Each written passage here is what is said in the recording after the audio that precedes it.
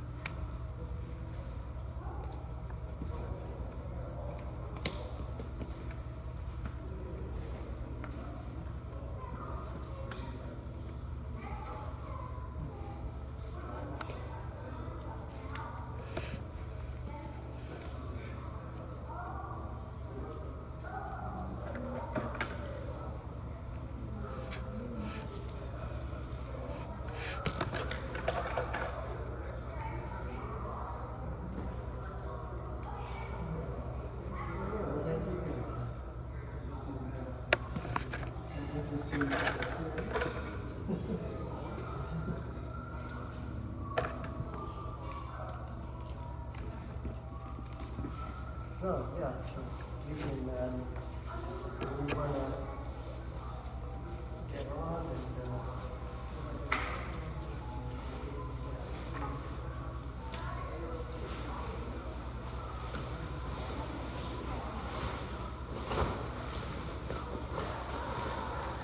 when you want to line up more or less these species, you can actually you can come back on a little bit more.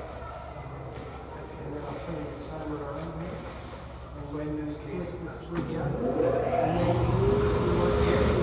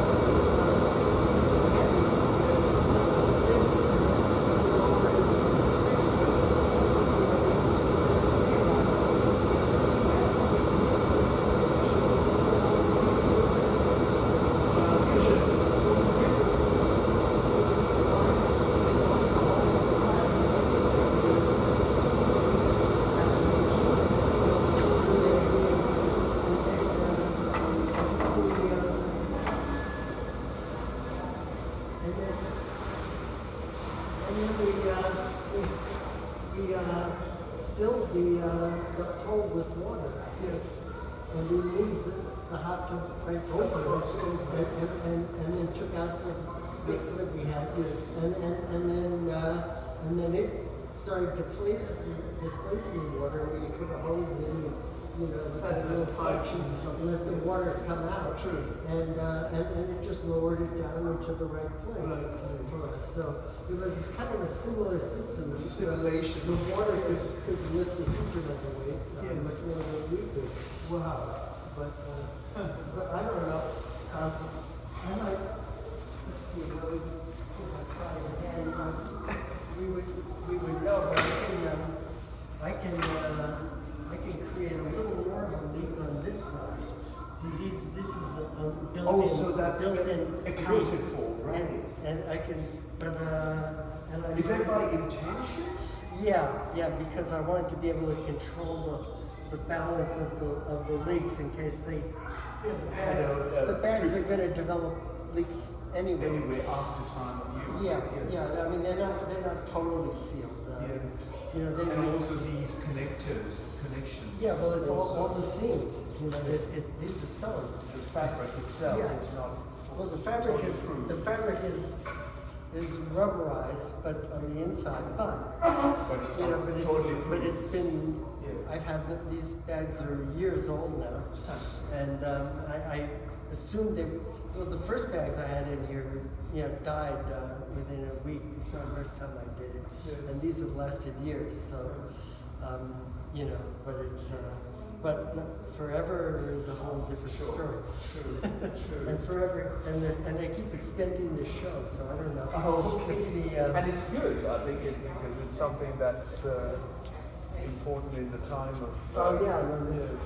The whole theme of the show is to bring about one's creativity, I presume. well, no, it's And about connection. It's about connection. And the balance. People, and it's about many different ways people In balancing.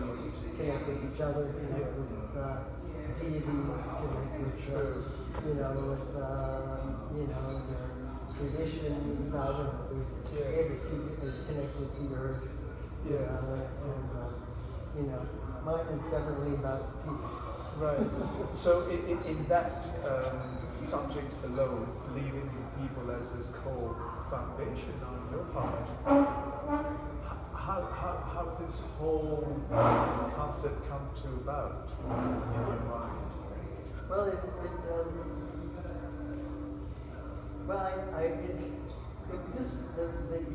ideas for this happened over many years. Yes. And How did it provoke you to be this way? It started when I had surgery and I was in recovery and they put you on a bed that moves underneath you to prevent bed sores. And so I'm thinking this is a great device. Yes. I need to get a couple of these and have them talk to each other. But I didn't know what I meant by that, and then they told me that they cost, I don't know, $1 million each one of those beds for the hospital. So I think, well, maybe I'm not going to buy 2 of them. And anyway, so I kind of abandoned that idea. But the idea of doing beds that were somehow interactive in a way, that's when that got created, that idea. And then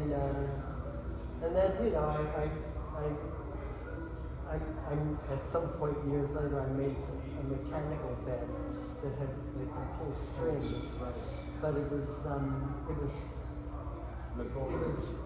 also task oriented. It was too Physical.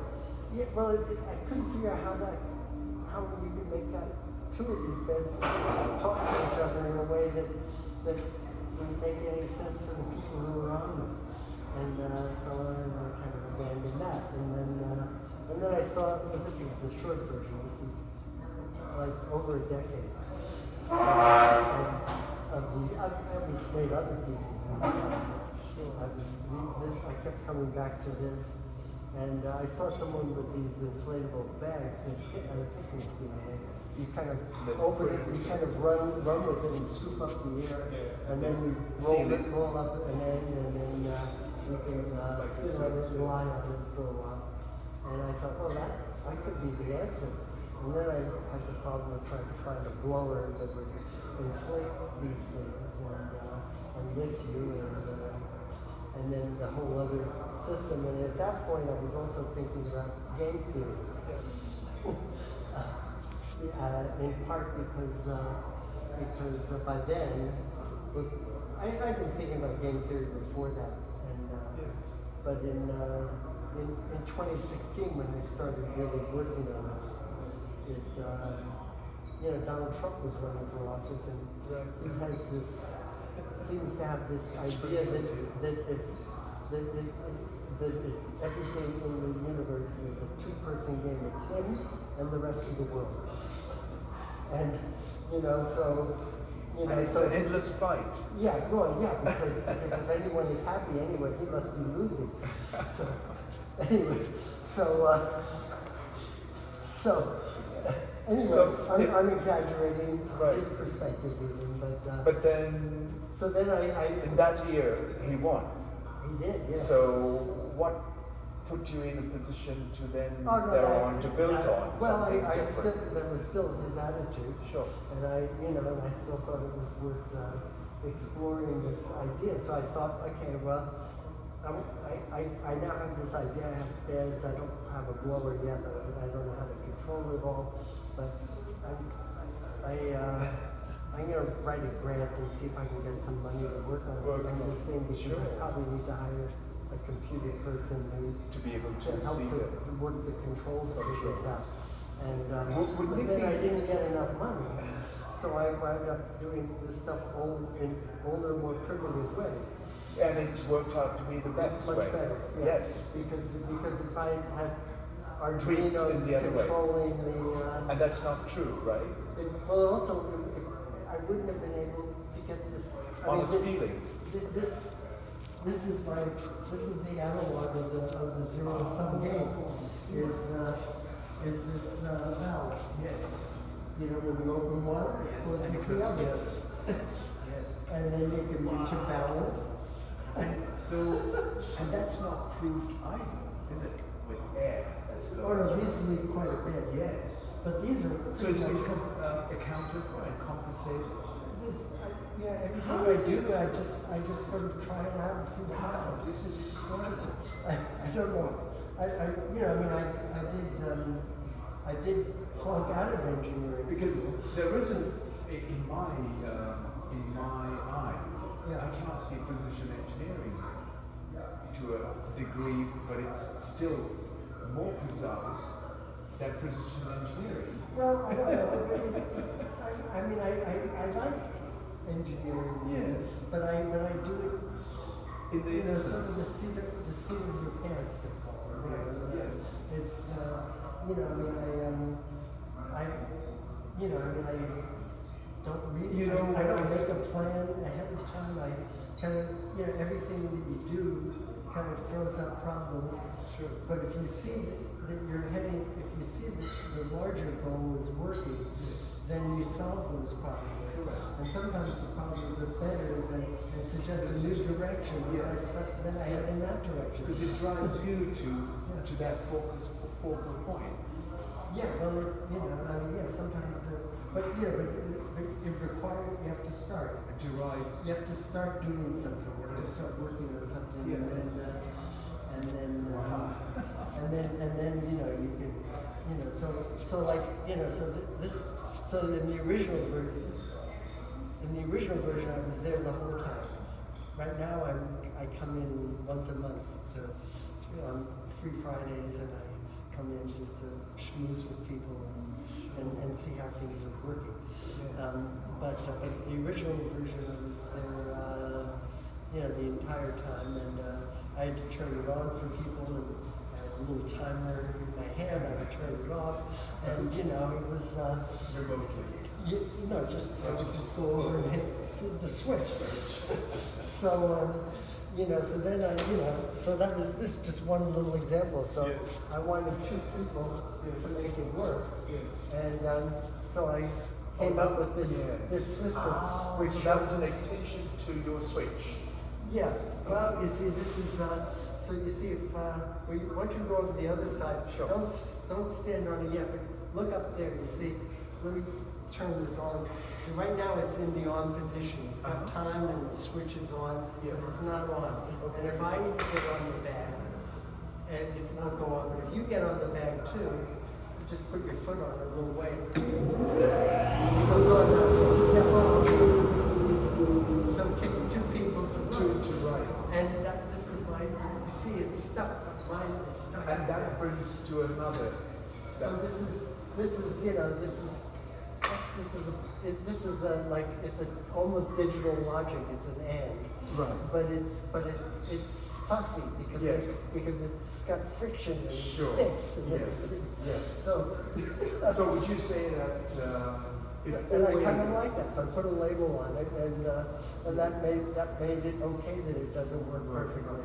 And at the same time, we've done another of the logics in the current affairs that it always has to have two to create a conflict. Oh yeah. It always has. If one steps out, it disobeys or it switches off. Yeah.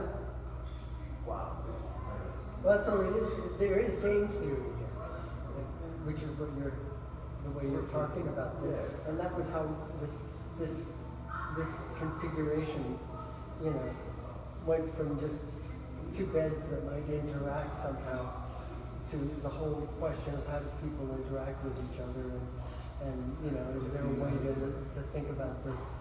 I mean, there are mathematical ways. I actually have a friend who is a major game theorist, but I wasn't thinking about his work because it's beyond me. I mean, he deals with, it's not as simple as what I have here, even though this has got some complexity because you can override the zero sum, but then you still have, this other dynamic of being tense while you're pulling on the cord. Which is external to your calculations. Yeah. Yeah. Calculations. So it, you know, anyway, so it, but his stuff is much more complex. His game theory, and he works for governments and has made quite a professional. Well, I guess that complexity of that game theory is what causes further conflict. Well, this is a story that he told me. Because it's so complex, and it's so complex in that way, the logical human mind can't grasp to de-escalate or to remove itself. Well, it's very hard to de-escalate things, because the mind has been blocked into that position. And well, he told me a story of one incident that he was working for a governmental agency, and anyway, and he did this analysis and presented them with his analysis, the game theory analysis of the situation that they were in, and then they said, well, okay, so if we do this, they're going to do that, right? You know, and but now that we know what they're going to do, we can do this other thing that they won't be expecting. So no, I've already got that worked into this analysis. They said, well, thank you. You know, for your services, we're going to take it from here. So there, in other words, he already had this analysis which dealt with all these contingencies, but they only got so far into it before they tried to look for a way they could work it to their advantage. And he was saying, you're not going to get an advantage here, but you can work out a deal. And they were saying, no, we're going to get the advantage. And that's a weakness. I know that's always be held. Well, you know, we don't talk to each other Sure. enough. Is the main issue. you know, and so we miss the possibility of things that might be mutually beneficial, you know. And that innocence that comes out through that genuine conversation. And that genuine conversation, no matter how frustrated you are in that mindset, that innocence will always come to find a solution to the party's concern. Well, it's possible. I mean, it's the only way to find a solution that will work for more than one person. Otherwise, because in my understanding is that there's nothing good, there's nothing bad, there's nothing wrong, there's nothing right. What works is what I'm interested in. And if well, I it think works, what works is the most important thing. Exactly. But there, you know, there are things that seem good and bad to me. There are people who seem to be basically malevolent, and there are people who seem to be basically, you know, nice and respectful of each other. And you know, so I don't know that it's, I don't know that it's quite so good, but it still comes down to this question of how it works. But there is this dilemma because would you say that we should change the education and just focus simply on science and engineering? Because that's my solution. Well, that's put everyone into perspective that this works. Not a scientist, not a psychologist, not a politician, not a theologian. Well, I don't know. The problem is, I think basically that's a sort of an engineering society approach, which I think is what that does work, and it can work, but you still have to. What are you engineering is for? There's always this, well, but not always. You know, most people are engineering for their betterment, and so how do you get that to translate into? Devious politicians, Well, yes, they're engineers, all those. Well, but you know, I don't know. I mean, I don't know. We can get into a little bit of politics, but you know, but a couple of people who are not interested in the welfare of society as a whole, but are interested in their own corporate welfare, whose name happen to be the Koch brothers, for example, and they're engineers actually. They're by training, and they know how to. And they actually were some of the first people to understand you can engineer social issues as well as you know, chemical issues. I think they were chemical engineers, and so they have actually engineered a lot of the things which I don't appreciate in the world right now, and yet they're very pragmatic and programmatic way of approaching the issue. So there is something else that's needed, not just the engineering. Because I think it's I think the only way to, it's hard to define it exactly, but I think you need to have, when you're talking about education, I think the education needs to have a significant amount of humanities in it. You know, education which has novels and literature and music and art and all these things that are not important to the engineering level of anything, and yet they teach you a little bit about people and about desires and motivations and needs and so you begin to get a broader perspective, that it's not just my desire, my engineering acumen, that I can, there's other issues that are out there and that are much less tangible, but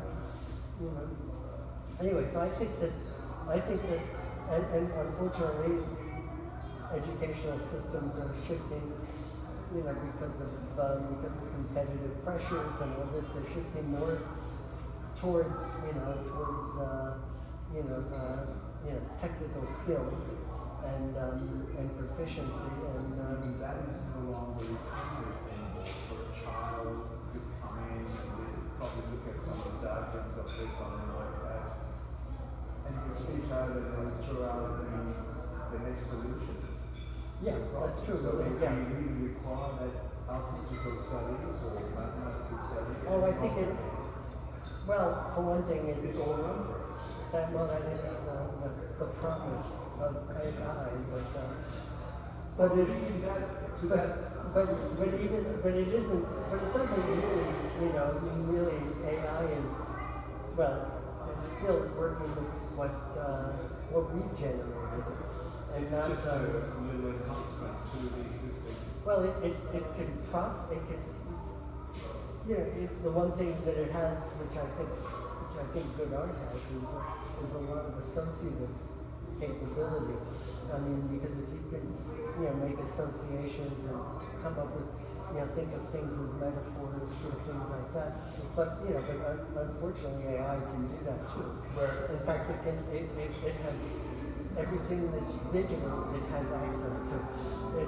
There are some things that aren't digital yet, and there are some things from the past. In fact, well, not all of it, but game theory may in fact actually make it all digital at some point. I'm sure that this friend of mine is. Would it be relevant for our survival with all of this? I don't know. Because we've gone in the wrong direction, pursuing knowledge and creating But this is a much. discourse for all of us. It's a much. I mean, the other aspect of it is much bigger than that because there is a fundamental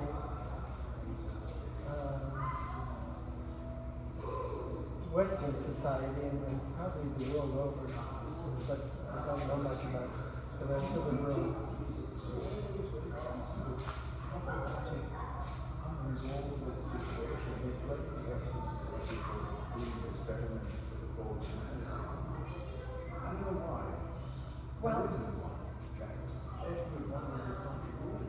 Well, yeah, I think that's true, but I just mean that I don't know much about other parts of the world so much, But I do think that that there's a long history in a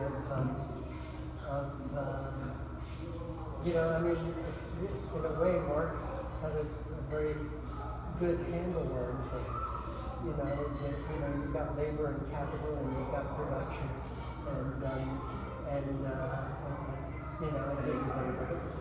well, not everybody. Actually, I think the workers generally did not benefit from it nearly as much as the capitalists and the working class. And in fact, it's the workers basically lost their jobs and they lost their independence within their jobs. They had to start working in factories and then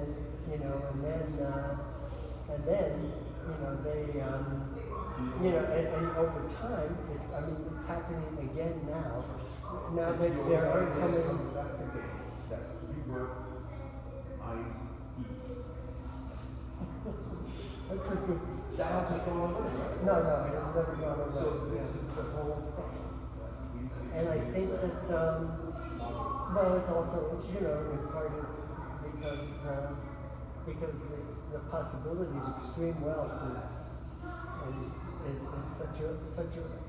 so alluring, and all governments promote this, and my game theorist friend says, well, this is true all over, and the reason is that to run a country, you need to be in charge of it, and to maintain that power, you need to please a certain number of people, and he calls this the selector. They're the people who keep you in office. And if you've got a big selector, like in a democracy like America, you've got a big selector, so you do have to provide some public good as well as paying the people who are going to help you stay in office. But if you, but in countries, dictatorships more often, you know, you have a much smaller selector. You have to keep the generals, you know, a certain number of people, you know, you have to make sure they're getting what they want. And then they'll keep you in power, and you don't have to do anything for the public. But the external hand will alter. Well, not necessarily. I mean, you do get, you know, you do get people striking and laborers striking for better conditions and things like that. But then you replace them with another machine, and that's what's happening now. You know, so now production. Well, we've offshored it. You know, we've given other people the problem of the labor issue. No, yeah, but so they're gonna. Well, there weren't unions always in the West either. So anyways, this is a big conversation. I don't know. I don't know how every from an airflow back. Yeah. Yeah. Well, it's beautiful that we I'm glad you see that. You know, it gives me great pleasure to know that I'm creating these thoughts. And it's incredibly important that we promote these thoughts that are sincerely truth-innocent in the way that we have this conversation. That it brings about, what is it? Yeah. What is it that it's so important getting to do a certain way and certain things? What is it? You know, everyone's hidden in this fear. Yeah, well, this is if this contraption brought us to this sort of, well, I had the eons of life, I would be here having a conversation of many different branches of. Well, maybe we should get Kamala Harris and Trump. True.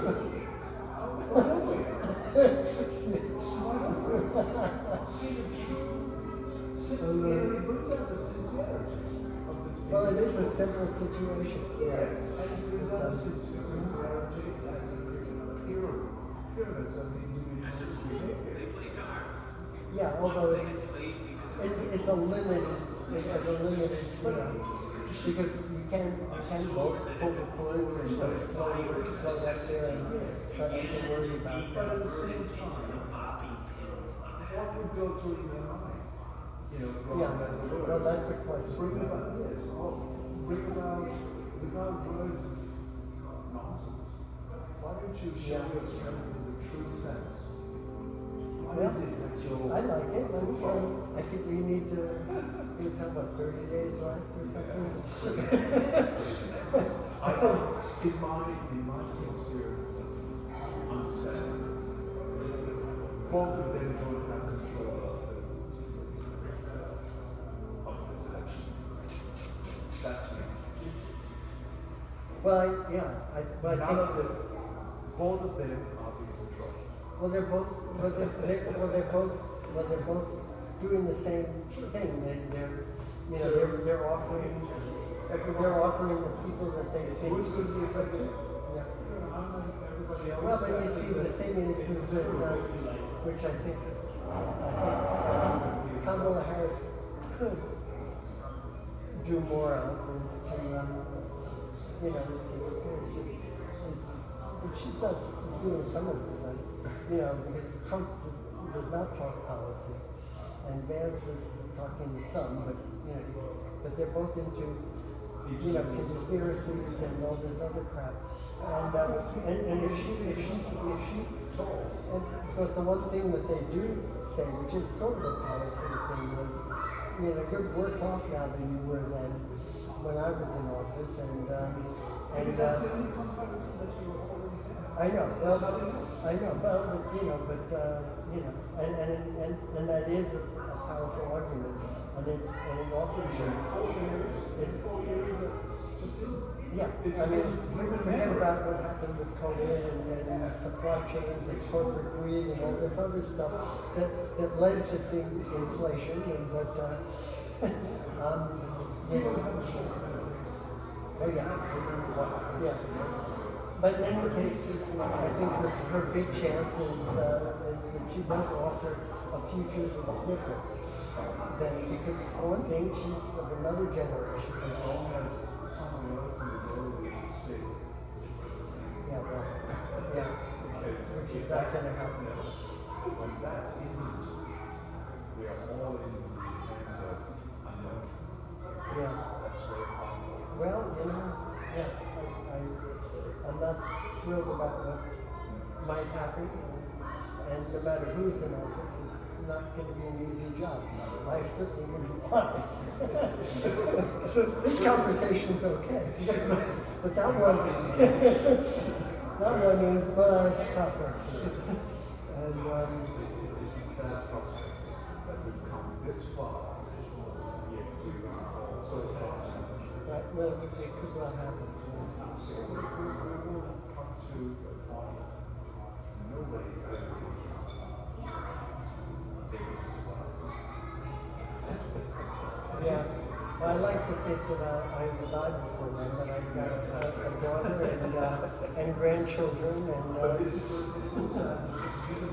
and I don't. because you never intended for them No, to I inherit. do You not. wrote to it completely, it's different.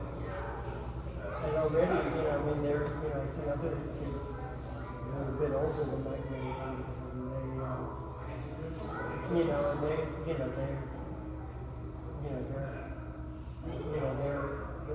the stress on them to achieve, technical proficiencies so they can get jobs. Have you done big skills Well, I don't know, the universities do some things. Well, yeah, but in some ways this is good, because I think this one guy, he just got to college, and he has always been good with technical things. He wants to have an MBA, he wants to make money. That's what he wants. So, but nevertheless, but he went to, going to Cornell, which is a good old school, and he's starting to experience problems with his reading comprehension. He's not reading, he doesn't read fast enough, he doesn't understand things in fiction,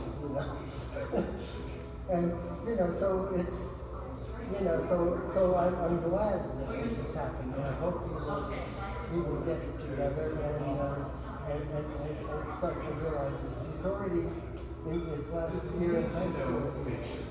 Well, that was my earlier point. I do think it is relevant.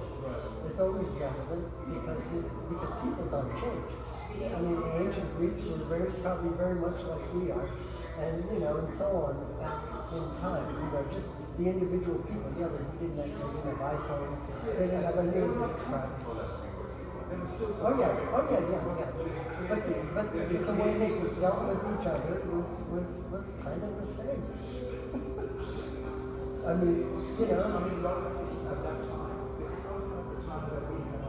oh yeah, no, we have way more. Well, we have a lot of advantages, so I would not be alive by now. I mean, I've had several run-ins with death that would have taken me away in other time periods. One of them, even 20 years earlier, I would have died. They would have said, I'm sorry, you can't do anything. Try not to work hard, maybe you'll survive.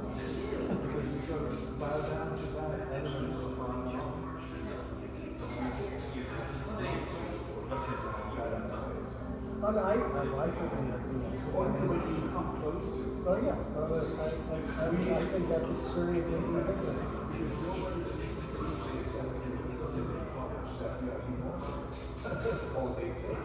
Yeah, well,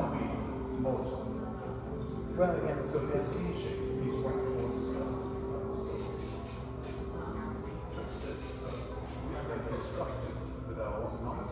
but it's also just the way it's always is. It's not.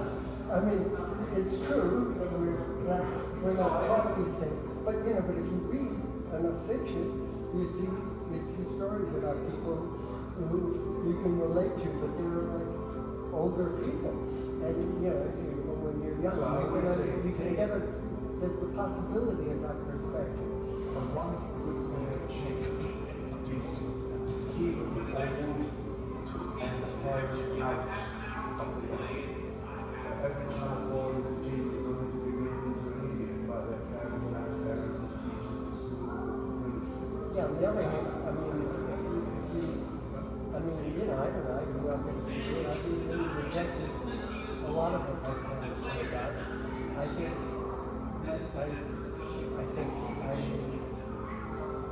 I tried to be more involved with my daughter and tried to get to be more involved with her kids. Just to have a sense, have them have a sense of people at different times in their lives, as well as whatever bit of experience I can pass on. But it's not so much that they're big enough to learn a lot of it on their own. It's more. That's what I'm trying. But having that connection between generations, I think, is something that is often missing. I mean, people, especially in the nuclear family, yeah, that does make a difference. Even though my wife and I split up, and I raised my brother, but we didn't have a nuclear family, and I had other women, but my brother did not relate to it so much. Well, modern society allows this flexibility. This mind is such that you become certain egoistic nonsense to yourself. You realize when you are at a certain age, or you go past a certain age. Yeah, on the other hand, I think I've gone further that way than you have, and I sometimes find myself, worrying about my immortality. I don't have my legacy, what I'm going to leave, and I wind up not focusing as much on the people who are still alive, who I'm loving and connected with, as I feel like I should. I sometimes get brought up and brought back to that, but there is, and when I was younger, I just was playing around. I mean, I was an outstanding student, but I never studied. Teachers and classmates, that was my problem. Teachers and classmates, and everybody said, Sharon, you're a great problem maker. Sharon, do stay outside of the classroom. So I was always in the corridor. So I was outstanding naturally. Outstanding, yes. Because I caused so much nonsense in the classroom. I said, I have to teach learning here. Well, this game theory friend of mine and myself and at least one other classmate from when we were kids, we were always creating trouble. And and we were, we stood in the corner. We were in the center. The teacher rearranged the classroom so that it was a horseshoe, and we were right in front of her. Our desks were right in front of her desk. So what would happen is people would throw stuff at us, and At that time, we could make trouble. Because when we turned around, then the teacher would notice the commotion. So we would always get blamed. So even though we were innocent most of those times, but we were getting the blame for it. So it was anyway. It was kind of perfect in a way. But you know, but yeah. Well, anyway, yeah. Anyway, Nice to meet you. yeah, I'm Sharon. Sharon. Sharon, so nice to meet All you. right, and you know, is that Portuguese? It is in Portuguese with a mixture of Romanica. All right, well, yeah. Portugal wasn't a melting pot. Yeah, Anyway, well, creative. my friend also was. I mean, his father was Dutch and mother Belgian, but the family had come from Portugal at one point, and their name was Buena de Mesquita, which I mean they were Jewish, but it was for the good of the mosque that they named their. Just because they had. So my first name is a Jewish name, Sharon. Yeah, I was wondering about that. The silver is not necessary. Well, when you go to certain elements of it's a simple part, and it's a Jewish name. So when you're in Jersey, the heads of Jews would say, oh, okay, your first and second names are Jewish. And okay, Yeah. I'll take it. Yeah, really. You're one of us. So sure. Okay. It's always good to be reconnected. Yeah. And what do you do for a living? So I left almost 25 different years. Wow. Wow. So.